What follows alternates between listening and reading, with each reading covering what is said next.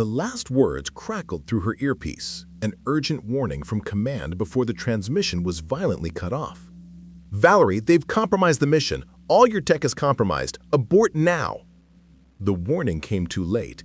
Marine Special Operations Captain Valerie Reeves was already deep behind enemy lines, her extraction point 4 miles away through dense jungle and hostile territory. Her mission? Retrieve the intelligence package that could prevent a terrorist attack on U.S. soil. Failure wasn't an option, even if she had to complete this mission alone, with sabotaged equipment in one of the most dangerous regions on Earth. Before we jump back in, tell us where you're tuning in from. And if this story touches you, make sure you're subscribed, because tomorrow I've saved something extra special for you. The jungle humidity clung to Captain Valerie Reeves like a second skin as she crouched behind the massive trunk of a banyan tree, her breathing measured despite the adrenaline coursing through her veins. The dense canopy overhead filtered the moonlight into ghostly patterns on the forest floor. 6 hours into hostile territory, and now this. She checked her tactical watch. 0200 hours. The intelligence package was scheduled for pickup in less than 3 hours at a remote village outpost, but now her entire mission had been compromised. "Command, do you copy?" she whispered into her radio, already knowing the answer. Nothing but static greeted her. She methodically cycled through the encrypted channels, all dead. Whoever had sabotaged her equipment had been thorough. She examined her tactical tablet, which had been functioning perfectly until 20 minutes ago. Now the screen flickered with corrupted data, the GPS coordinates scrambled beyond recognition. Even her night vision goggles displayed strange artifacts, making them dangerously unreliable. Valerie's mind raced through her options. Standard protocol demanded immediate abort and extraction when communications failed. But this wasn't a standard mission. The intelligence she was sent to retrieve contained details of a planned attack on a major U.S. city, projected casualties in the thousands. She couldn't walk away, not when so many lives hung in the balance. "Think, Reeves," she muttered to herself, running a hand through her short dark hair, damp with sweat. "Adapt and overcome." It was the mantra that had carried her through the grueling training that made her one of only 7 women in the Marine Special Operations Command. She was chosen for this mission for a reason: her ability to improvise, to find solutions where others saw only obstacles. She inventoried her remaining functional equipment: her sidearm, a combat knife, 3 magazines of ammunition, a canteen of water, basic medical supplies, and a paper map that was frustratingly incomplete for this region. Not nearly enough to complete the mission as planned, but maybe enough to survive. A twig snapped in the darkness, perhaps 50 yards to her left. She froze, listening intently as her hand instinctively moved to her weapon. The sound came again, closer this time, deliberate footsteps moving through the underbrush. Not an animal. Someone was tracking her. Valerie slipped behind a dense cluster of ferns, making herself as small as possible while maintaining visibility of the approaching threat. Her training kicked in automatically. Control breathing, minimize movement, analyze the situation before acting. 2 figures emerged into a small clearing, their silhouettes unmistakable in the filtered moonlight. Enemy combatants, heavily armed, their movements betraying professional military training. "Signal strongest here," one of them said in accented English, holding up what looked like a tracking device. "The American can't be far." Valerie's blood ran cold. Her own equipment was transmitting her location. Whatever had corrupted her systems wasn't just sabotage, it was a trap designed to make her a beacon for enemy forces. Every piece of electronic equipment she carried was now a liability. The larger of the 2 men held what appeared to be a sophisticated electronic warfare device, almost certainly what was interfering with her equipment. In one fluid motion, she emerged from cover, her combat knife pressed against the smaller man's throat, while her free hand relieved him of his weapon. "Don't move," she whispered against his ear. "One sound and you die first." The larger man spun around, his rifle halfway to firing position, when Valerie pressed the blade deeper, drawing a thin line of blood. "Drop it," she ordered, her voice deadly quiet. "Now." He hesitated, calculating his odds. "You Americans," he finally said, lowering his weapon to the ground. "Always so predictable. Did you really think you could enter our territory undetected? Who sent you? Valerie demanded, ignoring his taunt. A smile spread across the man's face. Someone who knows your every move before you make it. Someone inside your own organization. The confirmation of her worst fears sent ice through Valerie's veins. The mission wasn't just compromised, it was betrayed from within. Someone with high-level access had set her up to fail, perhaps even to die in this jungle. But why? The device, she said, nodding toward the electronic warfare unit. Put it down slowly and kick it toward me. The man complied, but the smile never left his face. It won't help you. Your mission is already failed. The package you seek, it will never reach American hands. Valerie studied him, searching for deception. You're going to tell me everything you know about the intelligence package and who compromised this mission. I will tell you nothing, and my men are already closing in on your position. You have perhaps 5 minutes before you are surrounded. She needed to move quickly. With precise movements, she struck the man she was holding with the butt of his own weapon, rendering him unconscious. The second man lunged for his rifle, but Valerie was faster. A swift kick sent the weapon spinning into the underbrush, followed by a precision strike to his temple that dropped him to the ground. She quickly bound both men with plastic restraints, then examined the electronic warfare device. It was military-grade, American-made, equipment that shouldn't be in enemy hands. Another piece of evidence pointing to a betrayal at the highest levels. She couldn't risk destroying it. The device might hold evidence identifying the traitor. Instead, she removed its power source and secured it in her pack. Valerie methodically stripped the unconscious men of anything useful: weapons, ammunition, communications equipment, and a tactical tablet that appeared to be functioning normally. Most valuable of all, a detailed map of the region, with patrol routes and checkpoints clearly marked, including the location of the intelligence package she had been sent to retrieve. But the map revealed something else. The package wasn't at the village outpost, as her mission brief had indicated. According to enemy intelligence, it was being held at a heavily fortified compound nearly 8 miles in the opposite direction.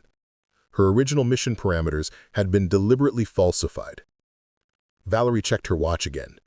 If the enemy soldier was telling the truth, she had perhaps 3 minutes before reinforcements arrived. She needed to disappear, regroup, and formulate a new plan using the enemy's own intelligence and equipment. She stripped off her compromised tactical gear, burying everything electronic deep under a fallen log.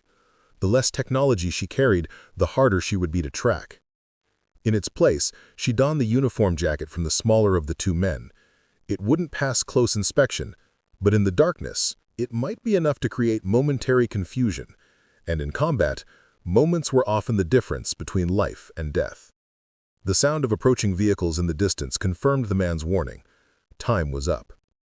With the enemy's weapons, map, and intelligence in hand, Valerie melted into the jungle, moving perpendicular to the approaching forces.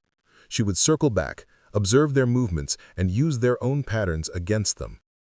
As she navigated through the dense undergrowth, her mind processed what she'd learned. Someone with access to mission planning had deliberately sent her into a trap, providing false intelligence and compromised equipment. The betrayal stung deeply, but there would be time for anger later. Right now, her focus had to remain on completing the mission and staying alive. 3 hours later, Valerie crouched on a ridge overlooking the enemy compound indicated on the captured map. Dawn was approaching, bringing both increased visibility and increased risk. The facility below was far more substantial than anything mentioned in her briefing. A concrete structure with guard towers, perimeter fencing, and at least 20 armed personnel visible from her position. Using the captured binoculars, she studied the patrol patterns, noting the changing of the guards and the apparent command structure. The intelligence package, likely contained in a reinforced case or digital storage device, would be held in the central building, according to the map notations. Getting in would be nearly impossible with a frontal approach. But Valerie had no intention of approaching from the front.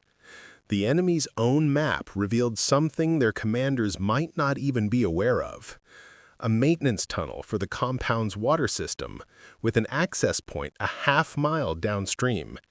It was narrow and likely monitored, but it represented her best chance of infiltration. As the first hints of daylight began to illuminate the jungle, Valerie made her way to the river that fed the compound's water supply.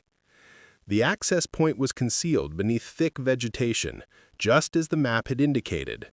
A rusty metal door built into the riverbank, secured with a padlock that yielded quickly to her specialized tools. The tunnel beyond was narrow and damp, forcing her to crouch as she navigated by the beam of a captured flashlight.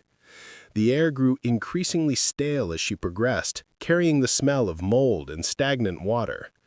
After 20 minutes of careful movement, she reached a junction with a maintenance ladder leading upward. According to the map, this should place her inside the compound's storage facility. Not ideal, but less heavily guarded than other entry points. Valerie extinguished the flashlight and listened intently before easing the access hatch open a fraction of an inch. The storage room above appeared empty, illuminated only by emergency lighting. She emerged silently, closing the hatch behind her. Rows of supplies lined metal shelving units, everything from ammunition to medical equipment. But something caught her eye immediately: crates bearing U.S. military markings. These weren't just any supplies. They were American materials diverted or stolen. More evidence of high-level betrayal. The door to the storage room had a small reinforced glass window, offering a limited view of the hallway beyond. 2 guards stood at the far end, engaged in conversation. Their weapons were slung casually over their shoulders, alert but not expecting trouble from inside their own compound. Valerie checked the captured radio, tuning it to the frequency noted on the map. The chatter confirmed what she had hoped. No alarm had been raised. They didn't know she was here, and they certainly didn't expect her to be armed with their own weapons and intelligence. She had come to retrieve information, not to engage in a firefight against overwhelming odds. Stealth and precision would be her allies. According to the enemy map, the intelligence package was being held in a secure room on the 2nd level, likely under heavy guard. A plan began to form in her mind. The enemy had sabotaged her equipment, turning her own technology against them. Now she would use their weapons, their intelligence, and their overconfidence against them. From the storage shelves, she selected several items: wire cutters, electrical tape, and a small coil of det cord used for controlled demolitions. These, combined with components from the enemy weapons, would create the diversion she needed. Working quickly but methodically, Valerie assembled 3 improvised devices. Not powerful enough to cause structural damage, but more than sufficient to create chaos and confusion. She placed the first beneath a shelf of ammunition, set to a 5-minute timer. The others she would deploy en route to her objective.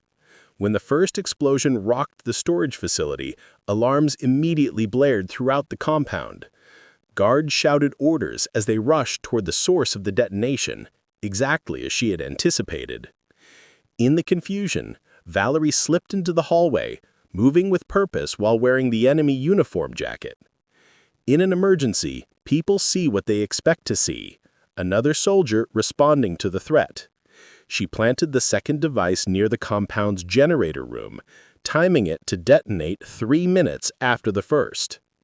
Then she made her way toward the stairwell leading to the 2nd level. The guards she encountered barely gave her a second glance, their attention focused on the growing chaos below. The second explosion plunged the compound into darkness as emergency generators kicked in with a momentary delay. In that crucial window of darkness and confusion, Valerie reached the 2nd level and planted her final device at the opposite end of the corridor from her actual target. When it detonated, the remaining guards abandoned their posts at the secure room, rushing toward what they believed was a coordinated attack from multiple directions. The path to her objective momentarily clear, Valerie approached the reinforced door. It required a keycard for access, a complication but not an insurmountable one. From her pack, she retrieved a universal electronic bypass device captured from the enemy soldiers. It was one of their own tools, designed to access American security systems, and now she would use it against them. The irony wasn't lost on Valerie, as the device cycled through thousands of possible codes in seconds. The door clicked open, revealing a small room dominated by sophisticated communications equipment. In the center, on a reinforced table, sat a hardened case bearing American military insignia, the intelligence package. Valerie moved quickly, examining the case for tampering or tracking devices. Finding none, she secured it to her pack. Her mission was half complete. She had retrieved the package, but extraction remained an equally daunting challenge. The compound was now in full alert, with soldiers establishing defensive positions and beginning systematic searches. She needed a way out that wouldn't lead enemies directly to her extraction point. The maintenance tunnel was likely being checked already. Through the window, Valerie could see the compound's motor pool, several vehicles, including 2 lightweight tactical transports. If she could secure one, she might have a chance to breach the perimeter during the ongoing confusion. Returning to the hallway, she encountered a lone soldier rushing toward the secure room. His eyes widened in recognition. Her disguise wasn't going to fool anyone at close range. Before he could raise his weapon or sound an alarm, Valerie struck with practiced precision. A swift series of movements left him unconscious but alive. She appropriated his radio and sidearm, then used his keycard to access a service elevator that would take her to the ground level near the motor pool.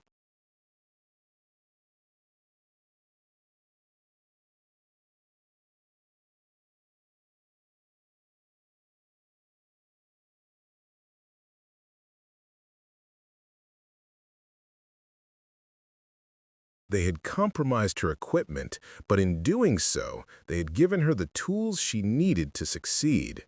Sometimes the greatest weapon wasn't technology or firepower, it was the ability to adapt, to turn an enemy's strategy against them.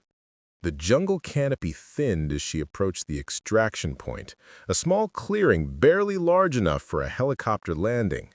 She abandoned the vehicle a half-mile out, proceeding on foot to avoid leading pursuers directly to her exit. The sounds of enemy vehicles and search parties echoed through the trees behind her, but she had bought herself enough time. At exactly 0700 hours, Valerie reached the clearing, the intelligence package secure. She deployed the emergency signal beacon, analog, not digital, specifically chosen for this mission as a fallback. Within minutes, the distinctive sound of helicopter rotors cut through the morning air. As the extraction team secured the perimeter and the helicopter touched down, Valerie boarded with the intelligence package firmly in hand. Mission accomplished, against all odds, using the enemy's own weapons against them. But as the helicopter lifted off, carrying her away from the danger zone, she knew her mission wasn't truly complete. Someone had betrayed her, betrayed their country, and Valerie Reeves was going to find out who, no matter how high up the chain of command the trail led. The helicopter thundered over the dense jungle canopy, carrying Captain Valerie Reeves away from immediate danger, but toward an even more treacherous battlefield, one where the enemies wore the same uniform she did. She sat in silence, one hand firmly gripping the secured intelligence package while her mind worked through the implications of what had happened. Someone with high-level access had deliberately sabotaged her mission, compromised her equipment, and nearly gotten her killed. The extraction team maintained a respectful distance, their expressions revealing both admiration and curiosity. They had been briefed to expect a routine pickup, not to retrieve a lone operative who had somehow completed an impossible mission using enemy weapons and tactics. "Captain Reeves," the team leader finally spoke, his voice barely audible over the helicopter rotor wash. "Command is requesting immediate debrief upon arrival at forward operating base. Priority Alpha." Valerie nodded without elaboration. Priority Alpha meant the highest echelons of military leadership would be involved, which complicated matters significantly. If the betrayal reached as high as she suspected, she couldn't trust the standard channels of communication or command. The forward operating base appeared on the horizon, a collection of temporary structures and landing pads carved from the jungle. As the helicopter descended, Valerie noted the increased security presence, more than would be standard for a routine extraction. Word of her unconventional success had traveled fast. The moment her boots touched the tarmac, she was approached by a stern-faced colonel she didn't recognize, flanked by 4 armed security personnel. "Captain Reeves," he said crisply. "I'm Colonel Harrington, Special Intelligence Division. I'll be handling your debrief personally. I'll take that now." Valerie studied the colonel carefully. His credentials appeared legitimate, but something felt wrong. The standard protocol required the package to remain in the courier's possession until formal authentication procedures were completed. "With respect, sir," she replied, maintaining a neutral tone, "regulations require me to maintain custody until proper authentication and transfer protocols are completed. I'd be happy to accompany you to the secure facility." A flash of annoyance crossed Harrington's features. "The situation has changed, Captain. New protocols are in effect due to the irregular nature of your extraction. The package needs immediate verification." "I understand, sir. I'll assist with verification inside the secure facility as per standing orders." Valerie kept her expression neutral, betraying none of the suspicion building within her. The colonel's jaw tightened. "This is not a request, Captain. That's an order." Before she could respond, a familiar voice cut through the tension. "Stand down, Harrington. Captain Reeves is following correct protocol." Major General Maxwell Davis approached from a nearby command structure, his weathered face set in lines of authority that even Harrington couldn't ignore. At 62, Davis was a legend in special operations, a commander who had risen through the ranks by leading from the front and protecting his people at all costs. Harrington stiffened. "General, with all due respect, the Intelligence Division has jurisdiction over nothing on my base without my authorization," Davis interrupted. "Captain Reeves will complete standard authentication procedures and then we'll discuss jurisdiction." He turned to Valerie. "My office, Captain. Now." The walk to the general's office was tense and silent. Valerie was acutely aware of Harrington's eyes boring into her back as she followed Davis through the compound. The intelligence package felt impossibly heavy against her side, not from its physical weight, but from the knowledge of what it represented and the lives that had been risked to secure it. Inside his Spartanly furnished office, Davis closed the door and activated an electronic countermeasures device. Standard procedure when discussing classified information, but the gesture seemed to carry additional significance now. "You look like hell, Reeves," he said finally, his voice softening slightly. "Feel worse than I look, sir." Despite everything, Valerie found herself relaxing marginally in Davis's presence. He had been her mentor since her earliest days in special operations, one of the few commanders who had supported female operators in combat roles when others had fought against it. "Your equipment was compromised," he stated, rather than asked. "All of it?" "Yes, sir. Everything electronic was turned against me, broadcasting my position, corrupting data, rendering navigation systems useless." Davis's expression darkened. "And yet here you are, with the packet secured. Explain." For the next 20 minutes, Valerie provided a detailed account of her experience. The warning from command that came too late, the discovery that her equipment had been compromised, the encounter with enemy forces, and her decision to use their own weapons and intelligence against them. When she described the discrepancy between her mission briefing and the actual location of the intelligence package, Davis's expression shifted from concern to controlled fury. "You're certain the enemy had accurate intelligence about the package's location? Intelligence that contradicted your official briefing?" "Yes, sir.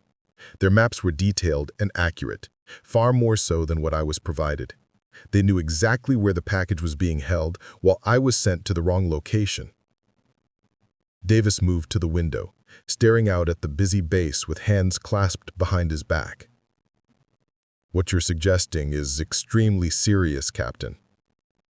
I understand that, sir. But the evidence is clear. Someone with access to mission planning deliberately provided false information and compromised equipment. This wasn't a simple intelligence failure, it was sabotage from within.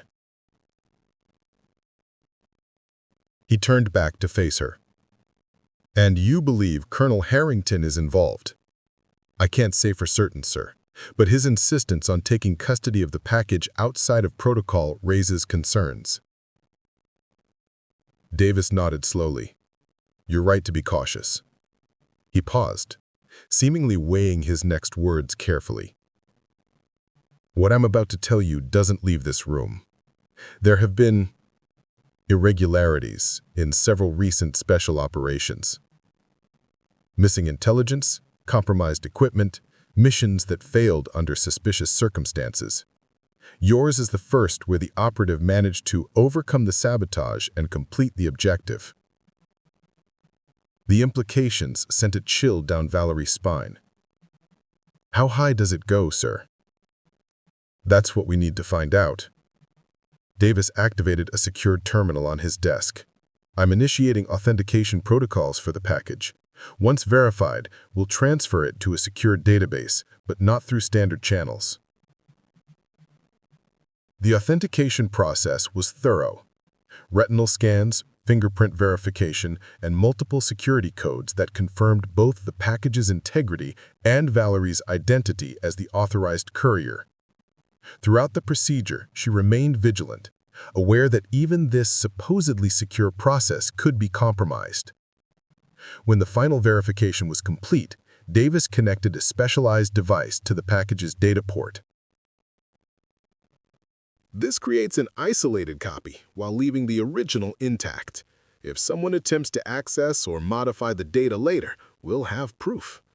As the data transfer progressed, the contents of the intelligence package became visible on Davis's secure terminal, and the reason for the betrayal became horrifyingly clear. The documents detailed a sophisticated network of military and intelligence officials who had been selling classified technology and information to hostile foreign powers for years. Names, dates, bank transactions, meeting locations, all meticulously documented by an undercover operative who had infiltrated the conspiracy. And among the names listed as active participants in the treason, Colonel James Harrington, Special Intelligence Division. My God, Davis whispered, his face ashen as he scrolled through the evidence. This goes deeper than I imagined. These people, they're some of our highest-ranking officials. Valerie studied the documentation with growing dread. They needed to prevent this from reaching U.S. soil. That's why they sabotaged my mission. And why they're so desperate to get their hands on it now, Davis added grimly. This isn't just about money or power. This is treason on an unprecedented scale. Before Valerie could respond, the secured terminal emitted a sharp alert tone. Davis's expression hardened as he read the incoming message. Security breach at the perimeter. Multiple unauthorized entries. He looked up at Valerie. They're not waiting for subtlety anymore. They're coming for the package and for us. As if to confirm his assessment, the distant sound of gunfire erupted from the eastern edge of the compound. The base alarm system activated a moment later, its wailing siren cutting through the afternoon humidity. Davis moved with the efficiency of a man half his age, retrieving a reinforced case from a concealed wall safe. We have contingencies for situations like this.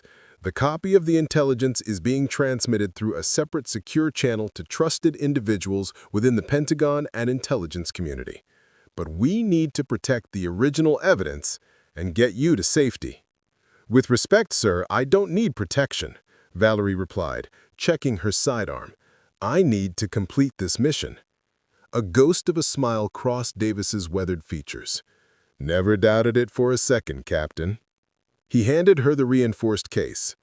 This contains emergency credentials, access codes, and communication protocols that bypass standard channels. You'll also find coordinates for a secure facility known only to a handful of individuals with the highest clearance levels. The building shook as an explosion detonated somewhere nearby. The security breach was escalating into a full-scale assault. They're creating chaos to cover their real objective, standard tactics, overwhelm base security with multiple threats while a specialized team targets the actual prize. Valerie quickly transferred the original intelligence package into the reinforced case. What about you, sir? I'll coordinate base defense and buy you time. He moved to a weapons locker, retrieving a tactical rifle and extra magazines. There's a maintenance tunnel that leads to the secondary airfield. Security protocols will have locked it down, but the case contains override codes. Sir, if they've infiltrated our command structure as deeply as the evidence suggests, I know the risks, Captain, but this is bigger than either of us. The evidence you've recovered could prevent the collapse of our entire national security apparatus. He checked his weapon with practiced efficiency. Find Commander Sarah Liu at the coordinates in the case. She heads a special counterintelligence unit established precisely for situations like this. Deep corruption within our own ranks. Another explosion rocked the building, closer this time. The sounds of gunfire had intensified, suggesting multiple engagement points throughout the base. Go now, Davis ordered. The maintenance tunnel entrance is behind the storage lockers in the adjacent room. I'll cover your exit and create a diversion. Valerie hesitated only for a moment before snapping into a crisp salute. It's been an honor serving with you, sir. The honor's been mine, Captain. Now, complete your mission. That's an order. The adjacent storage room was dimly lit by emergency lighting, indicating that power to some sections of the base had already been compromised. Valerie located the concealed entrance to the maintenance tunnel, a reinforced hatch disguised as part of the flooring beneath a row of equipment lockers. Using the access codes from Davis's case, she bypassed the security lockdown and descended into the narrow concrete passage. The tunnel stretched ahead into darkness, illuminated only by sparse emergency lights spaced at 20-meter intervals. It had clearly been designed as an evacuation route for high-value personnel, wide enough for single-file movement, but concealed from standard base schematics. Valerie moved swiftly but cautiously, her senses hyper-alert for any sign that the tunnel's security had been compromised. The sounds of combat above faded as she progressed deeper into the passage, replaced by the low hum of ventilation systems and her own measured breathing. After approximately 15 minutes, she reached a reinforced door marked with a simple SA-2, Secondary Airfield Access Point. Another security keypad required authentication from the credentials Davis had provided. The door opened to reveal a small hangar containing 3 aircraft, 2 lightweight reconnaissance drones, and a single-pilot tactical transport. The facility appeared deserted, the regular personnel likely having responded to the attack on the main compound. Valerie approached the tactical transport, conducting a rapid pre-flight assessment. The aircraft was fueled and operational, its systems showing green across the board. Within minutes, she had completed the abbreviated startup sequence and was taxiing toward the concealed runway that extended from the rear of the hangar. As the transport accelerated down the runway, Valerie caught movement at the edge of the tree line, armed figures emerging from the jungle, weapons raised. They had anticipated the evacuation route. Bullets impacted the reinforced fuselage as the aircraft lifted off, but the damage was superficial. Moments later, she was airborne, banking sharply to the east to avoid the main combat zone. Once clear of the immediate threat, Valerie activated the secure navigation system integrated into Davis's case. The coordinates for Commander Liu's facility appeared on the display, a remote location in the mountains nearly 600 miles to the north. With the current fuel capacity, she would need to make at least one refueling stop at a designated emergency landing zone. As the aircraft stabilized at cruising altitude, Valerie allowed herself a moment to process what had transpired. The betrayal went deeper than she had initially feared. Not just individuals, but an organized network of traitors within the highest levels of military and intelligence leadership. They had compromised her equipment, falsified her mission parameters, and were now willing to attack an American military base to prevent their exposure. But they had underestimated her at every turn. When they sabotaged her standard equipment, she adapted, using their own weapons and intelligence against them. When they attempted to intercept the package upon her return, she maintained protocol despite pressure from a superior officer. And now, as they mounted a direct assault, she was once again slipping through their grasp, carrying the evidence that would expose their treason to the world. 3 hours into the flight, as the transport crossed a mountain range shrouded in low-hanging clouds, the aircraft's threat detection system activated with an urgent warning tone. Surface-to-air missile launch detected. Impact in 30 seconds. The trader's resources extended far beyond what she had anticipated. They had somehow tracked her flight path despite all precautions.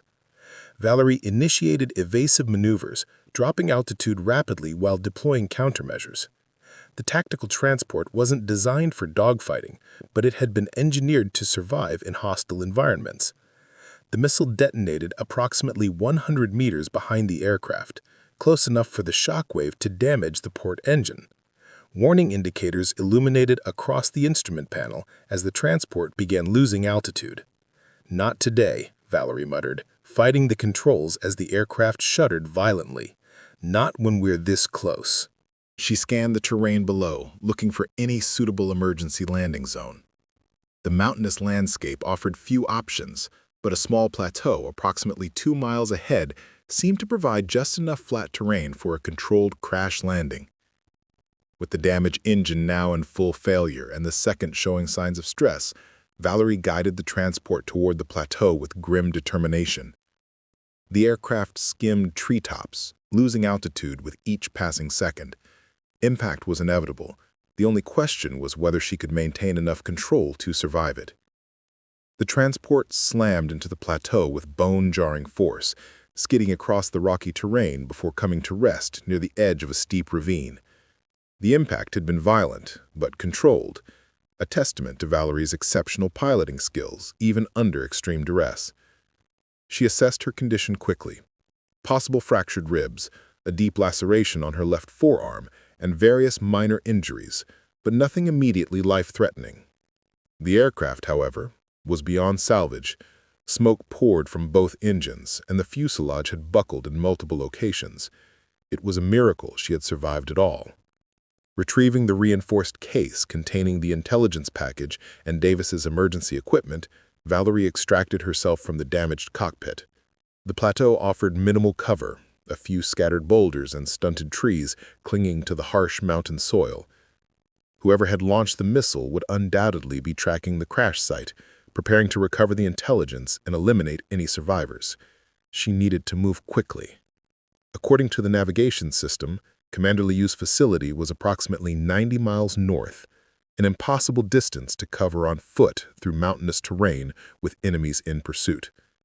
But Davis's emergency case contained more than just credentials and coordinates. Among the equipment was a compact emergency beacon operating on a frequency reserved exclusively for the highest levels of covert operations. Activating it would alert Commander Liu's counterintelligence unit to her location and situation, but it would also create a signal that other advanced tracking systems might detect. It was a calculated risk, but with her transport destroyed and hostiles likely already en route to the crash site, Valerie had few alternatives. She activated the beacon, then used the case's secure communication device to transmit a brief encrypted message detailing her situation and the nature of the intelligence she carried. With communication established, she turned her attention to immediate survival. The temperature at this altitude would drop significantly after sunset, and her injuries, though manageable now, would worsen without treatment. From the burning transport, she salvaged what supplies she could: medical equipment, rations, a thermal blanket, and most importantly, weapons and ammunition. Using the terrain to her advantage, Valerie established a defensible position among a cluster of boulders approximately half a mile from the crash site. It offered good visibility of the surrounding area while providing cover from both ground and aerial observation. There, she treated her injuries as best she could, applying antiseptic and bandages to the laceration on her arm and binding her ribs to stabilize the suspected fractures. As dusk approached, the distant sound of helicopter rotors echoed across the mountains. Through salvaged binoculars, Valerie observed 2 military-style helicopters approaching the crash site, unmarked but unmistakably American in design. the kind used for black operations when official deniability was required. The helicopters deployed a dozen armed personnel who immediately secured the wreckage and began a systematic search pattern radiating outward from the crash. Their movements were disciplined and coordinated. Special forces training was evident in their approach. These weren't standard military units. They were specialized operatives working for the traders. Valerie settled into her position, weapon ready but held in reserve. Direct confrontation against those numbers would be suicide. Her best option was to remain undetected until Commander Liu's team responded to the emergency beacon, assuming they received the signal and weren't compromised themselves. As darkness fell, the search team deployed thermal imaging equipment, significantly increasing the challenge of remaining hidden. Valerie activated one of the thermal countermeasure devices from Davis's emergency kit, technology that created false heat signatures at various locations, confusing thermal detection systems. The diversion worked. The search team split into smaller units, investigating the false signatures while completely bypassing her actual position. It was another example of using the enemy's own technology and tactics against them, a strategy that had served her well throughout this mission. Hours passed in tense silence. The mountain temperature dropped precipitously, and Valerie's injuries throbbed with increasing intensity. The emergency beacon continued its silent transmission, but there was no sign of response from Commander Li's unit. Had they been compromised as well? Or was the signal simply unable to penetrate the dense mountain terrain? Just when it seemed the night would stretch endlessly into cold and uncertainty, a new sound reached her, the distinctive low-frequency hum of stealth aircraft operating in silent mode. No visible lights, no standard engine noise, just the subtle displacement of air that only trained operators would recognize. Two dark shapes descended vertically, approximately half a mile from her position. Advanced VTOL aircraft with stealth capabilities that weren't supposed to exist outside of experimental programs. As they touched down, figures in specialized combat gear emerged, moving with the precise coordination that marked elite special operations teams. Through her binoculars, Valerie observed their methodical advance, not toward the crash site where the traders' team was still searching, but directly toward her position. Somehow, they had pinpointed her exact location despite all countermeasures. Friend or foe? The advanced technology suggested high-level military access, which could indicate either Commander Li's counterintelligence unit or another faction of the conspiracy she had uncovered. Valerie readied her weapon, preparing for either possibility. When the lead operative was approximately 50 meters from her position, they activated a small signal device that emitted a pattern of lights in a specific sequence, the authentication code that Davis had included in the emergency protocols. Commander Li's team had arrived. Valerie displayed the corresponding authentication response using a small flashlight from her supplies. 3 short bursts, followed by one long signal.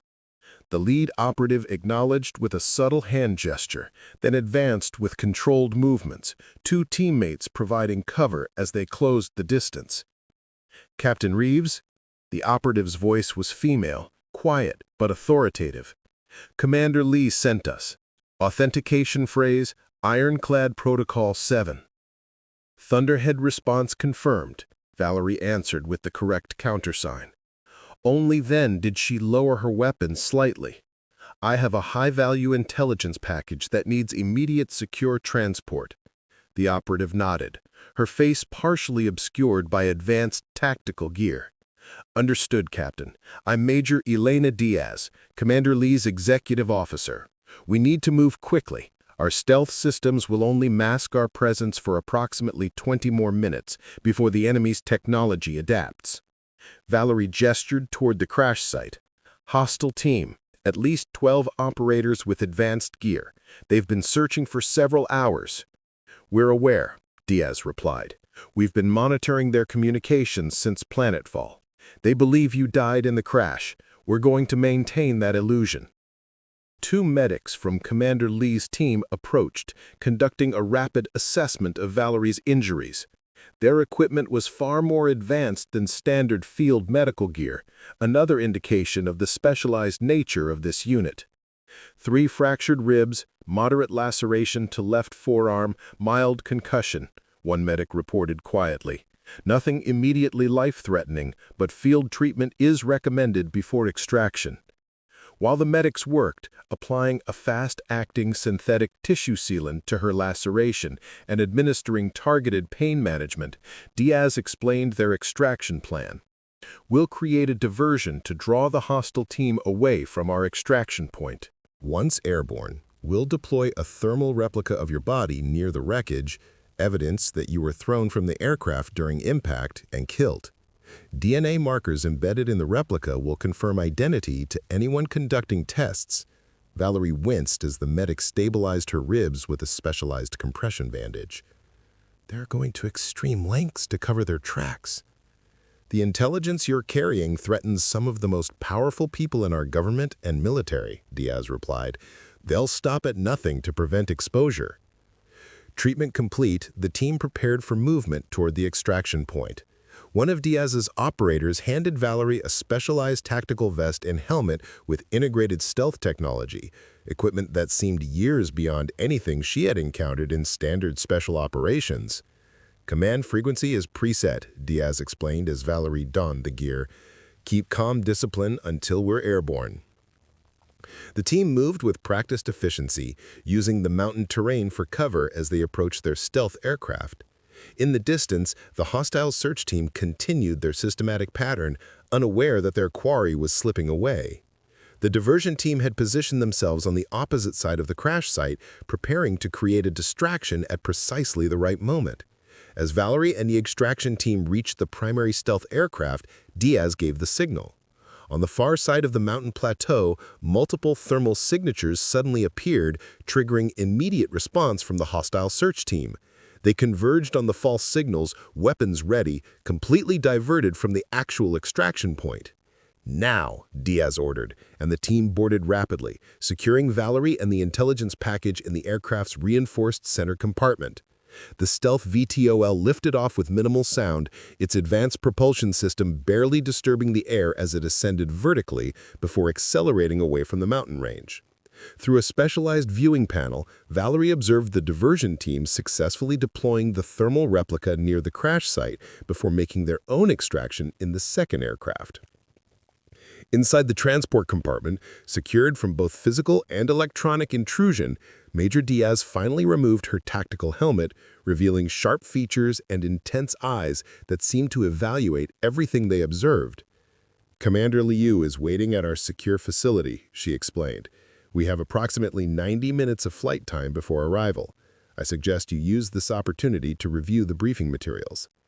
She handed Valerie a specialized tablet with biometric security measures. "This contains everything you need to know about our unit and the situation we're facing." As the aircraft maintained its stealth course through the night sky, Valerie accessed the briefing materials. The information revealed an operation far larger than she had imagined. A specialized counterintelligence unit established 3 years earlier when the first suspicions of high-level betrayal had emerged. Commander Sarah Liu, a 30-year veteran of military intelligence with impeccable credentials, had been handpicked by a select group of trusted officials to build a team completely isolated from standard command structures.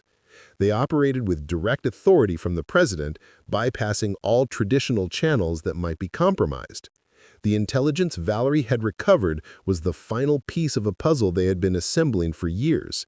Definitive evidence linking dozens of high-ranking military and intelligence officials to a conspiracy to sell American secrets and technology to foreign adversaries.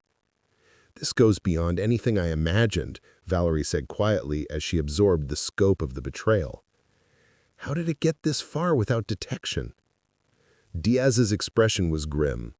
They were careful, patient, and extremely well-positioned. They placed their people in key oversight roles, ensuring any investigations would be controlled or dismissed.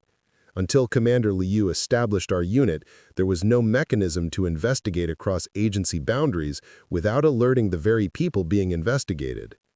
The briefing materials detailed previous missions that had failed when operatives were compromised.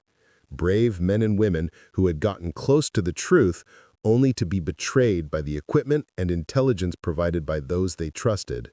Some had died in accidents, similar to what had been planned for Valerie. Others had simply disappeared. "You're the first to break the pattern," Diaz noted. "The first to overcome their sabotage and complete the mission. That's why they're so desperate to eliminate you and recover the intelligence package. You've proven they're not infallible." The stealth aircraft began its descent approximately 90 minutes after extraction, approaching a facility nestled deep in a mountain range that the navigation system identified only as Site Omega. No standard military markings were visible as they passed through multiple security perimeters and landed in an underground hangar concealed beneath what appeared to be a natural rock formation. As the aircraft powered down, the hangar doors sealed above them, locking into place with reinforced hydraulic mechanisms. The security here was unlike anything Valerie had encountered in her military career, layered, redundant, and utilizing technology that seemed beyond current public knowledge. A small reception team waited as they disembarked, led by a woman in her mid-50s with silver-streaked black hair and the poised confidence that came from decades of command experience. Commander Sarah Liu approached directly, offering a firm handshake rather than the formal salute that might be expected in traditional military settings. "Captain Reeves," she said, her voice carrying natural authority. "Welcome to Site Omega. I understand you've had a rather eventful 48 hours. "That would be an understatement, Commander," Valerie replied, still clutching the reinforced case containing the intelligence package. Liu nodded toward the case. "I believe you're carrying something that will help us end this conspiracy once and for all. Let's continue this conversation somewhere more secure." The commander led Valerie through a series of security checkpoints, each requiring different authentication measures before they reached a conference room deep within the mountain facility. The room was equipped with advanced electromagnetic shielding and countermeasures against both conventional and unconventional surveillance methods. Once the security protocols were activated, Liu gestured for Valerie to take a seat at the polished conference table. "Now, Captain, I believe it's time we discussed exactly what you've recovered and what it means for our nation's security." Valerie placed the reinforced case on the table and entered the authentication sequence. The case opened to reveal the original intelligence package along with Davis's emergency credentials and communication equipment. "General Davis created a secure copy before the attack on the forward operating base," Valerie explained, transferring the package to Liu. "He said it was being transmitted through separate channels to trusted individuals within the Pentagon and intelligence community." Liu's expression revealed nothing as she examined the intelligence package. "Davis is one of the few we've been able to trust implicitly. Has there been any communication from him since the attack?"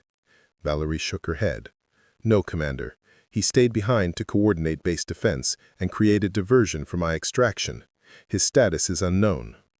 A moment of silence acknowledged the sacrifice Davis might have made. Then, Liu activated a secure terminal embedded in the conference room, inserting the intelligence package for comprehensive analysis. "What you've recovered, Captain, is the culmination of years of counterintelligence work. This evidence definitively links 47 high-ranking officials across military and intelligence agencies to an organized conspiracy to sell American secrets, technology, and strategic advantages to foreign powers." The terminal displayed a complex network of connections, names, dates, financial transactions, and communication records. At the center of the conspiracy was a name that sent a shock through Valerie's system. Admiral Jonathan Reynolds, chairman of the Joint Chiefs of Staff. "Reynolds," she whispered, the implication staggering. "He's the highest-ranking military officer in the country." Liu nodded gravely. "And the perfect position from which to orchestrate this betrayal. He's been manipulating military deployments, intelligence operations, and technology development for years, all to benefit his foreign paymasters while weakening America's strategic position. How do we move against someone with that level of power and access? He controls the very systems we would need to use.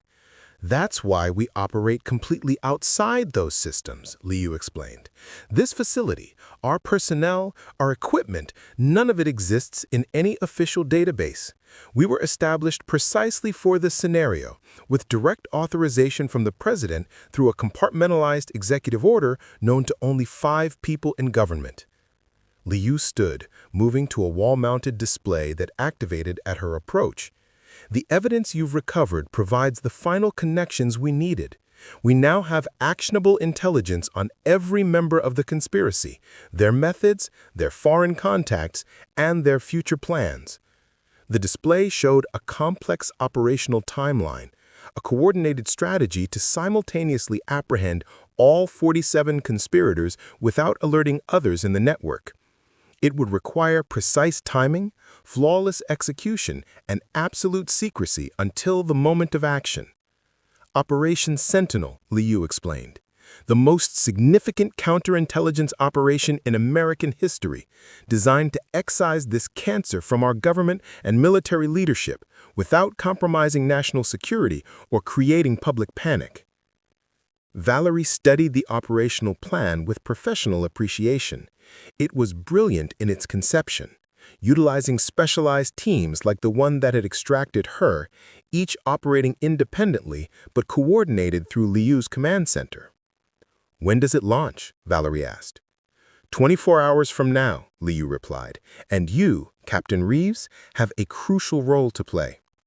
Me? I assumed my mission was complete once I delivered the intelligence package. Liu shook her head. Your mission was only the beginning. The conspirators believe you died in that crash. We've confirmed they've recovered the thermal replica and identified it as your remains. That gives us a significant tactical advantage. A new section of the operational timeline appeared on the display, highlighting a specialized mission designated Trojan Spear. The primary operative assigned to this critical component, Captain Valerie Reeves.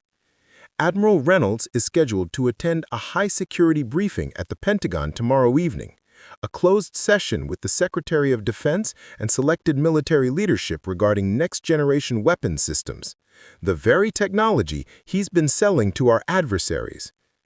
Valerie began to understand. You want me to access that meeting? Precisely. As a recently deceased operative whose identity has been confirmed by the conspirators themselves, you're the perfect infiltration asset. They won't be looking for you because they believe you're dead. Your specialized training makes you uniquely qualified for this mission. The idea was audacious, but meticulously designed. While Operation Sentinel simultaneously apprehended the lower-tier conspirators across multiple locations, Valerie would infiltrate the Pentagon briefing to secure hard evidence of Reynolds' personal involvement, the final piece needed to ensure the conspiracy could never recover. The risk is significant, Liu acknowledged. If Reynolds or his security team realize you're alive before the operation is complete, they'll know their entire network is compromised. But the alternative is allowing the head of this conspiracy to potentially escape justice while we round up his subordinates. Valerie considered the implications carefully. She had already overcome seemingly impossible odds to recover the intelligence package, using the enemy's own weapons and tactics against them when her equipment was sabotaged. This mission would require that same adaptability and determination, but with even higher stakes. What about General Davis? If he survived the attack on the forward operating base, he could be in immediate danger once Operation Sentinel begins. Liu's expression softened slightly. Extraction teams are already en route to the base.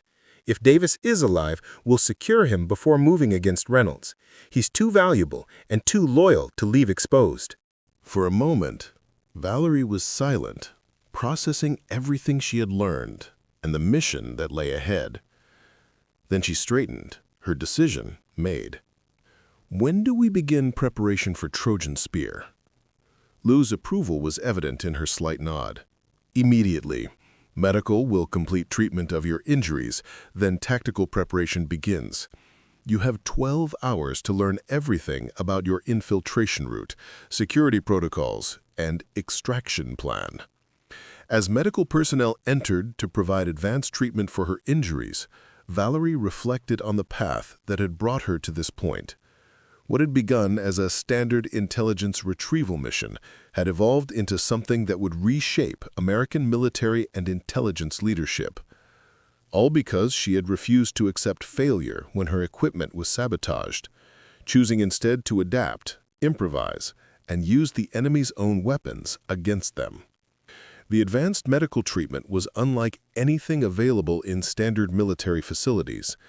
Synthetic tissue regeneration accelerated healing of her laceration, while targeted bone stimulation therapy began repairing her fractured ribs. Pain management systems operated at the neurological level, providing relief without the mental fog of traditional painkillers. Remarkable what we can accomplish when we operate without bureaucratic restrictions, noted the chief medical officer, a former military surgeon who had joined Lou's specialized unit 3 years earlier. You'll be combat ready within 8 hours, not perfect, but functional enough for your mission parameters. After treatment, Valerie was escorted to a specialized preparation facility where the Trojan Spear operation was being refined. Major Diaz awaited her, along with a tactical team comprised of individuals whose specialized skills were evident in their confident precision as they prepared equipment and reviewed security protocols. Reynolds believes he's untouchable, Diaz explained as they reviewed the infiltration plan. His position and influence have created a sense of invulnerability. That overconfidence is our advantage. The plan leveraged cutting-edge technology developed specifically for Lou's counterintelligence unit, adaptive camouflage systems, specialized non-metallic weapons that could bypass standard security measures, and communication equipment undetectable by conventional scanning methods. You'll enter the Pentagon through a maintenance access point that's been compromised by our advanced team, Diaz outlined, displaying the route on a specialized tactical display. From there, you'll proceed to a service corridor adjacent to the briefing room, where Reynolds will be meeting with the Secretary of Defense. The briefing room itself was equipped with the highest level of security available: biometric access controls, electromagnetic shielding, and continuous monitoring by trusted personnel. Under normal circumstances, infiltration would be impossible. But we're not dealing with normal circumstances, Diaz continued. We've identified a structural vulnerability that will allow you to access the room's environmental control system. From there, you can deploy this. She handed Valerie what appeared to be a standard air quality monitoring device. It contains a specialized recording system that will capture everything said in that room while simultaneously transmitting it to our secure network. The sophistication of the technology was impressive, but Valerie recognized that technology alone wouldn't ensure success. This mission would require the same adaptability and determination that had allowed her to overcome the sabotage of her previous mission. "What's my extraction plan?" she asked, studying the complex schematics of the Pentagon security systems. "Once the recording device is deployed and active, you'll have approximately 20 minutes before the meeting concludes. During that window, you'll exit through the same maintenance access point, where our team will be waiting to extract you. Timing will be critical. Operation Sentinel will be launching at precisely the same moment across multiple locations. If any part of the operation is compromised, the entire conspiracy could be alerted." Valerie absorbed the details, mentally rehearsing each step of the infiltration and extraction. And if something goes wrong? If Reynolds somehow realizes I'm alive before the operation is complete? Diaz's expression remained professionally neutral. "Then you adapt and overcome, Captain, just as you did when your equipment was sabotaged. You've already proven you can turn an enemy's weapons against them. If necessary, you'll do it again." The preparation continued through the night, every aspect of the mission analyzed and refined. Specialized equipment was fitted and tested, contingency plans established, and intelligence updates continuously integrated into the operational timeline. As dawn approached, Commander Liu joined the final briefing, her presence adding weight to the significance of the mission ahead. Operation Sentinel will be the most significant counterintelligence action in American history, she told the assembled team. Its success depends on flawless execution across multiple fronts, but none more critical than Trojan Spear. Captain Reeves, the evidence you secure from Reynolds' meeting will ensure this conspiracy can never resurrect itself, even if some members somehow evade immediate capture. Liu approached Valerie directly, her expression reflecting both confidence and the gravity of the situation. You've already accomplished what many thought impossible, Captain. When your equipment was sabotaged, you didn't surrender. You adapted and used the enemy's own weapons to complete your mission. Now we're asking you to do it again, but with even higher stakes. Valerie met the commander's gaze with unwavering determination. When I became a Marine Special Operations Officer, I swore to defend this nation against all enemies, foreign and domestic. I never imagined those enemies would include our own military leadership, but the oath remains the same. Liu nodded in acknowledgement. Wheels up in 30 minutes. Operation Sentinel launches in 18 hours. History will remember what you do today, Captain Reeves, even if the public never knows your name. As the team made final preparations for deployment, Valerie took a moment of quiet reflection. From that first moment when her equipment had been sabotaged in the jungle, through her decision to use enemy weapons to complete her mission, to this final operation that would expose treason at the highest levels, each step had required her to adapt, to find strength in adversity, to turn obstacles into opportunities. It was a lesson that extended far beyond military operations, a truth about human resilience that applied to every challenge life presented. When the tools you trusted were turned against you, success didn't come from lamenting their loss, but from finding new tools, new approaches, new strengths within yourself.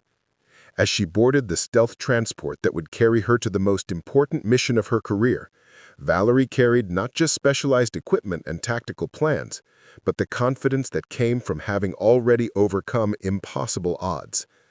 The conspirators had sabotaged her equipment, believing it would ensure her failure. Instead, it had revealed her greatest strength, the ability to adapt and use an enemy's own weapons to achieve perfect mission success. The stealth transport carrying Valerie and Major Diaz's tactical team approached Washington, D.C. under cover of early morning fog, its advanced cloaking systems rendering it invisible to standard radar and surveillance. They landed at a secure airfield operated by trusted personnel, one of the few remaining military installations completely isolated from the conspiracy's influence. Pentagon infiltration begins at 1900 hours, Diaz briefed, as they transferred to an unmarked ground transport. Operation Sentinel launches simultaneously across 17 locations. Timing is critical.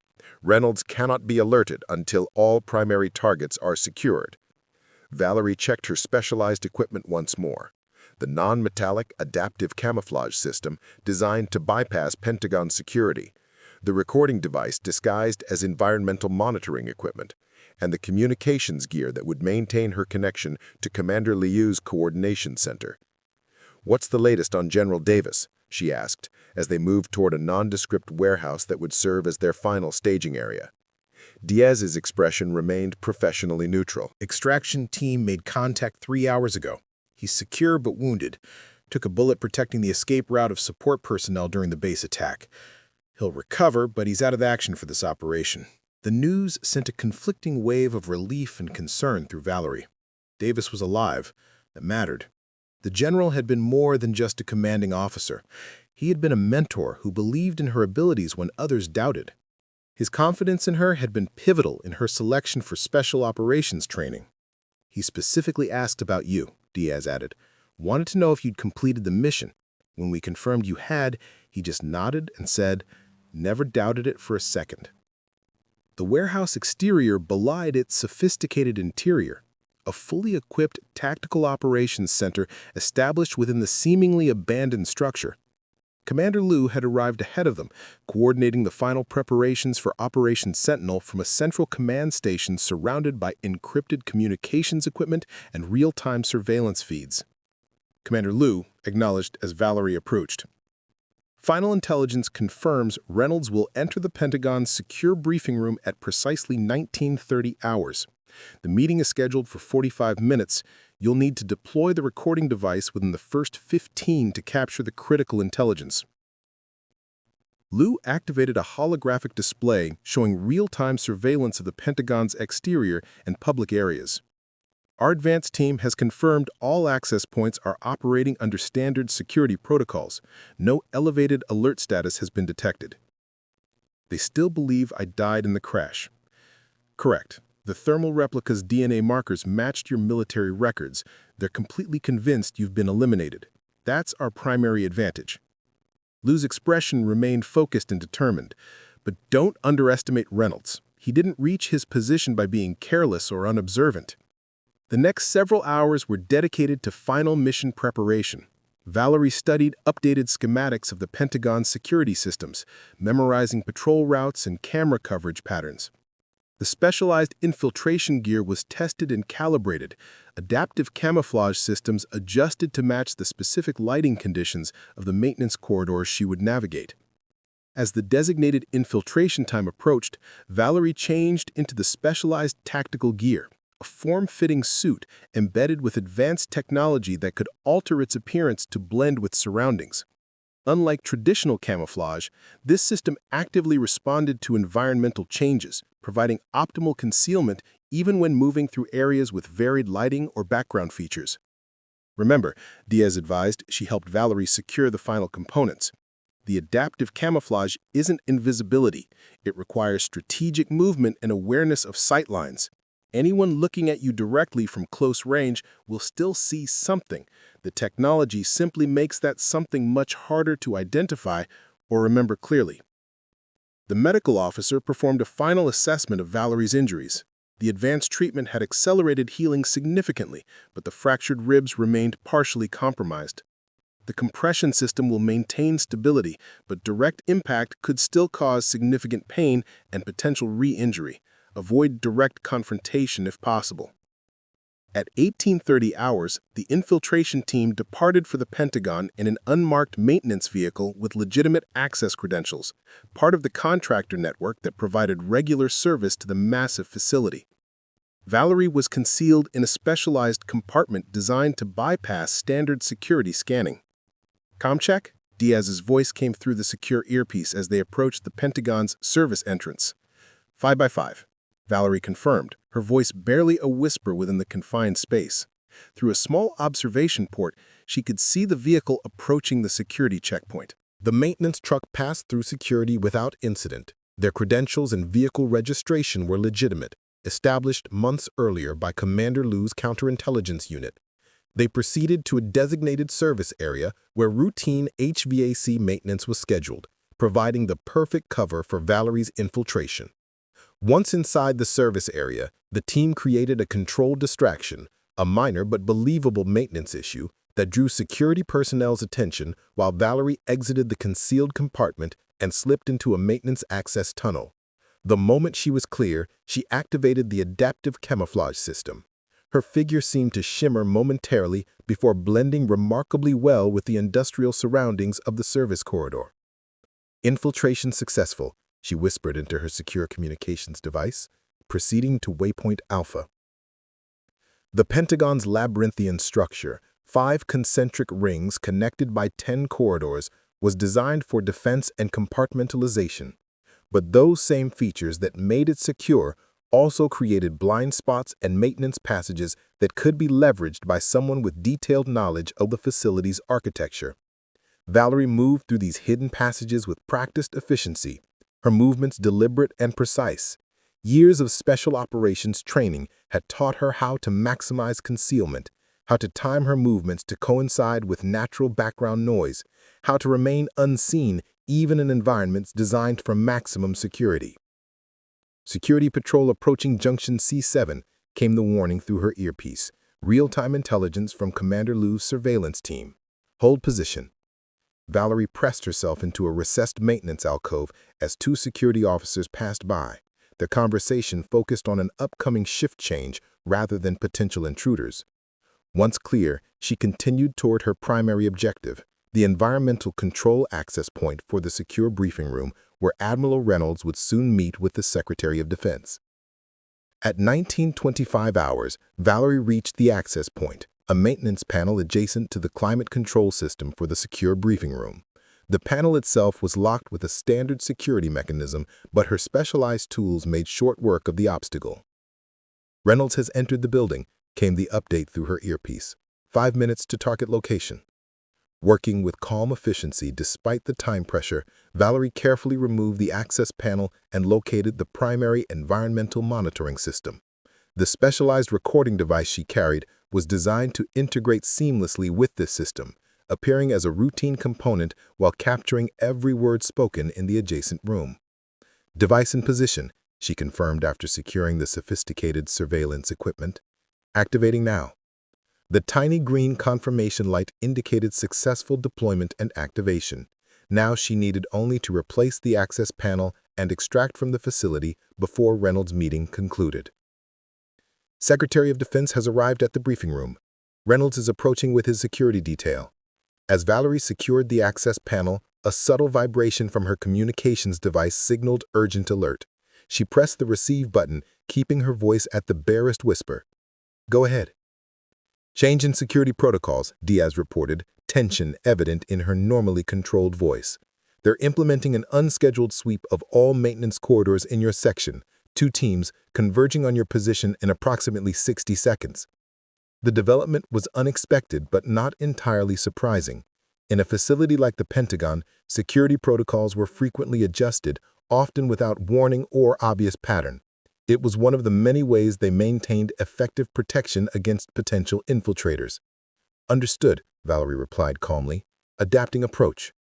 This was the essence of special operations, the ability to adjust instantly when conditions changed, to find new solutions when original plans became compromised. It was exactly what she had done in the jungle when her equipment was sabotaged and what she would do now.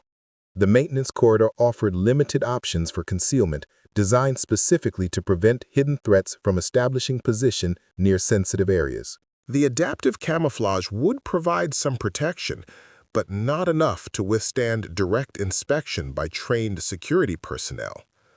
Valerie made a rapid decision, moving not away from the approaching security teams, but directly toward one of them. Standard security procedure dictated that teams would maintain communication while conducting sweeps, which meant each team knew the general position and approach vector of the others. She activated a specialized function of her adaptive camouflage system, a temporary configuration designed to approximate the appearance of standard Pentagon security uniforms when viewed under typical corridor lighting conditions. It wasn't perfect, but in the dimly lit maintenance passage, it might be sufficient to create momentary confusion. Valerie adjusted her posture and movement pattern to match Pentagon security protocols, then proceeded confidently around the corner directly toward the approaching team. The gambit relied on a fundamental psychological principle. People tended to see what they expected to see, particularly in high-security environments where unauthorized personnel were presumed to have been filtered out by multiple security layers. "Sector 7 clear," she reported crisply as she approached the security team, using the exact phraseology she had studied during mission preparation. Moving to junction point to complete the sweep. The lead security officer nodded briefly, his attention focused on his assigned search area, rather than questioning the presence of another security team member. The momentary confusion regarding which team she might belong to worked exactly as Valerie had anticipated. Each team assumed she was part of the other's extended detail.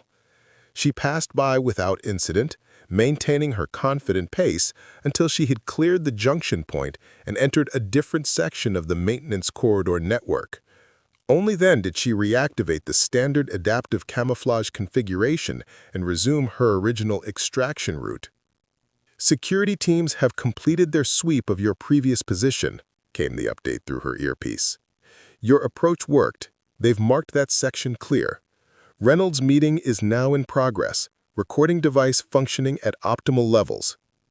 Valerie continued toward her extraction point, navigating the complex network of service corridors with measured efficiency. The most dangerous part of the mission was now behind her. The recording device would capture everything said in Reynolds' meeting, transmitting it securely to Commander Liu's operations center, while simultaneously storing a backup copy for physical retrieval. 20 minutes to scheduled meeting conclusion, came the update. Extraction team is in position at the service entrance. As Valerie approached the final approach to the service entrance, another alert vibrated through her communications device. Unscheduled visitor has entered the briefing room, Diaz reported. Facial recognition confirms Colonel James Harrington, the same Colonel Harrington who had attempted to take custody of the intelligence package when Valerie first returned to the forward operating base. His presence at this particular meeting couldn't be coincidence. He was deeply involved in the conspiracy. Understood, Valerie acknowledged. Maintaining extraction timeline. The recording device would capture whatever conversation occurred between Reynolds and Harrington, potentially providing even more comprehensive evidence of the conspiracy's reach and intentions. Her mission remained unchanged, complete extraction without detection, allowing Operation Sentinel to proceed as planned. As she reached the final approach to the service entrance, a sudden commotion erupted ahead, raised voices, and the distinctive sound of security alerts being activated. "We have a situation at the extraction point. Security personnel are conducting an unscheduled credential verification. Our maintenance team cover is being challenged." The extraction plan had encountered an unexpected complication, not directly related to Valerie's infiltration, but potentially compromising her ability to exit the facility undetected. Standard contingency protocols would call for immediate abort and implementation of secondary extraction methods. But Valerie saw another possibility, one that leveraged the very security response that threatened to trap her. As alarms activated and security personnel focused on the potential breach at the service entrance, their attention would be directed outward, creating opportunities for movement within the facility. Implementing alternate extraction, she informed the command team, already adjusting her route toward a different exit point, a loading dock scheduled to receive supply deliveries within the next 10 minutes. "Confirmed," came Commander Liu's voice, taking direct control of the operation. "Redirecting secondary extraction team to loading dock Alpha. ETA, 12 minutes. Valerie navigated toward the loading dock, using the increased security activity as cover for her movements. Pentagon security protocols dictated specific response patterns during potential breaches, creating predictable patrol routes and checkpoint configurations that could be anticipated and avoided. She reached the loading dock area just as a scheduled delivery truck arrived at the security checkpoint. The vehicle would undergo standard inspection procedures before being cleared to approach the dock, creating a narrow window of opportunity for her extraction. "Delivery truck has commenced security inspection," came the update. "Estimated clearance in 3 minutes. Secondary extraction team is approaching loading dock perimeter in unmarked vehicle." Valerie positioned herself near the loading dock's personnel exit, a secured door used by dock workers that would momentarily open when the delivery truck was admitted. As predicted, when the truck was cleared through the security checkpoint, dock personnel activated the access protocols for both the vehicle bay and the adjacent personnel door. The moment the door opened, Valerie slipped through, timing her movement to coincide with the natural flow of activities surrounding the delivery process. Her adaptive camouflage, now configured to approximate loading dock worker attire, provided sufficient cover as she moved purposefully toward the perimeter where the extraction team waited. "Visual confirmation of target approaching extraction point," reported the secondary team leader. "Standing by for secure transfer." Valerie reached the perimeter fence separating the loading dock's exterior area from the public access road beyond. The extraction team had positioned their vehicle to create a momentary blind spot in the security camera coverage, a small window of opportunity for her to scale the fence and enter the waiting vehicle. With practiced efficiency, she navigated the obstacle and slid into the unmarked vehicle, which immediately merged into the regular flow of traffic departing the Pentagon complex. "Extraction successful," confirmed the team leader. Returning to command center. Inside the vehicle, Valerie finally allowed herself a moment to process what she had accomplished. She had successfully infiltrated one of the most secure facilities in the world, deployed sophisticated surveillance equipment in a heavily protected briefing room, and extracted without detection, all while adapting to multiple unexpected security challenges. Captain Reeves, Commander Lou's voice came through the secure communication system. The recording device is functioning perfectly. We're receiving full audio transmission from Reynolds' meeting, and it's even more damning than we anticipated. Lou's normally controlled voice carried an edge of controlled triumph. Reynolds is explicitly discussing the sale of next-generation weapon systems to foreign adversaries. He's outlining timeline, payment structures, and technology specifications with Harrington's full participation. This is everything we needed and more. The implications were momentous. The evidence being captured would not only ensure the current conspiracy could be dismantled, but would prevent any possibility of similar networks establishing themselves in the future.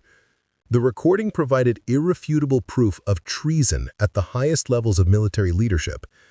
Operation Sentinel is now launching across all target locations. 47 simultaneous arrests of conspiracy members in positions across military and intelligence leadership. The president has been briefed and has authorized full implementation of security protocols to ensure continuity of command during the transition. By the time Valerie reached the command center, the operation was in full implementation. Displays showed real-time updates from arrest teams across the country.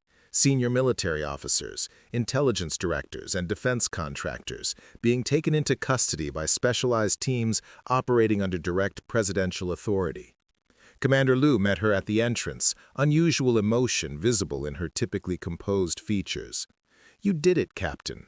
When your equipment was sabotaged in the jungle, when everything was turned against you, you found a way to complete your mission using the enemy's own weapons. Today you did it again, on an even larger scale, with even greater consequences." The command center erupted in activity as new updates arrived from the Pentagon. Admiral Reynolds and Colonel Harrington had been taken into custody immediately following their meeting, their expressions of shock captured by security cameras as they realized their conspiracy had been completely exposed. "General Davis is requesting to speak with you," Lou added, gesturing toward a secure communication terminal. "He's being transferred to our medical facility, but insisted on talking to you first." On the secure video link, Davis appeared pale but alert, his legendary determination evident despite his injuries. "Captain Reeves," he greeted her, a rare smile crossing his weathered features. "Seems you've had quite a day." "Just following your example, sir," Valerie replied. "Adapt and overcome." "You did more than adapt," Davis corrected. "You turned their weapons against them, twice. When they sabotaged your equipment in the jungle, you used their own technology to complete your mission. And today, when they tried to bury the evidence of their treason, you used their own security systems to expose them." The insight struck Valerie with unexpected clarity. Throughout this extraordinary mission, from the jungle to the Pentagon, her greatest strength hadn't been the technology she carried or the training she'd received, though both were exceptional. It had been her ability to recognize opportunity where others saw only obstacles, to transform liability into advantage, to use an enemy's strengths as leverage against them. "The president wants to thank you personally," Lou informed her as the secure call with Davis concluded. "Though for security reasons, your identity and role in this operation will remain classified indefinitely. The public will never know exactly who exposed this conspiracy or how it was accomplished." Valerie nodded in understanding. Special operations personnel rarely received public recognition. Their most significant achievements necessarily remained in shadow, known only to those directly involved. But the impact of her actions would resonate throughout the military and intelligence communities for generations. 3 days later, after medical treatment and debriefing, Valerie stood at the observation window of Commander Lou's facility, watching the sunrise over the mountain range. The news broadcasts visible on nearby monitors told a carefully managed version of the story. A counterintelligence operation had uncovered a conspiracy to compromise national security at senior levels of military leadership. The names of those arrested were public, but the methods used to expose them remained classified. Major Diaz joined her at the window, offering a cup of coffee. "Command has a proposition for you," she said without preamble. "They're establishing a specialized unit focused on identifying and neutralizing internal threats, using the same principles you applied in your mission. They want you to lead it." The offer represented an extraordinary opportunity, a chance to build something new, to transform her experience into a framework that could protect against future betrayals from within. Just as she had used the enemy's weapons to complete her mission, she could now use the lessons of that experience to strengthen America's defenses against similar threats. "What do you think?" Diaz asked, when Valerie remained silent. "I think," Valerie replied, watching as the sunlight gradually illuminated the valley below, "that the most powerful weapon isn't always the one you bring with you. Sometimes it's the one you find along the way, or the one your enemy unwittingly provides." She turned from the window, her decision made. "Tell Command I accept. We'll build something they never anticipated. A unit that doesn't just react to sabotage, but transforms it into advantage." The greatest lesson of her extraordinary journey had been this fundamental truth. When those you trusted turn against you, when the tools you relied upon become weapons used against you, success doesn't come from lamenting what's lost. It comes from adapting, from seeing opportunity in crisis, from using an enemy's own weapons to achieve your mission perfectly, completely, against all odds. 6 months later, Valerie stood before her newly assembled team. 20 exceptional operators selected from across military and intelligence services for their adaptive thinking and uncompromising integrity. Behind her, a simple motto had been emblazoned on the wall of their specialized training facility: "Their weapons, our victory." The phrase embodied everything her journey had taught her: that sabotage could become opportunity, that betrayal could lead to stronger loyalty, that an enemy's greatest strength could become their ultimate vulnerability when faced with someone determined enough to adapt and overcome. "You've all read the mission briefing," she addressed the team. "You know what happened when my equipment was sabotaged in that jungle, and you know what we accomplished at the Pentagon. But what matters isn't what I did then, it's what we'll do together now." She gestured toward the advanced training scenarios arrayed throughout the facility, each designed to simulate equipment failure, betrayal, and seemingly impossible odds. "In our line of work, we will face opponents who think they can defeat us by turning our own tools against us.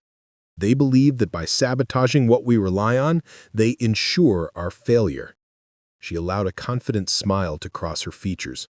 "Our job is to prove them wrong every single time." As her team dispersed to begin their specialized training, Valerie reflected on the extraordinary chain of events that had brought her to this moment. What had begun as a desperate fight for survival in a hostile jungle had evolved into something that would reshape how America protected itself from threats within.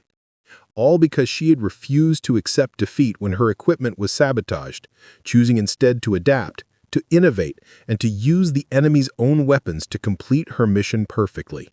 Up next, you've got 2 more standout stories right on your screen. If this one hit the mark, you won't want to pass these up. Just click and check them out. And don't forget to subscribe and turn on the notification bell so you don't miss any upload from us.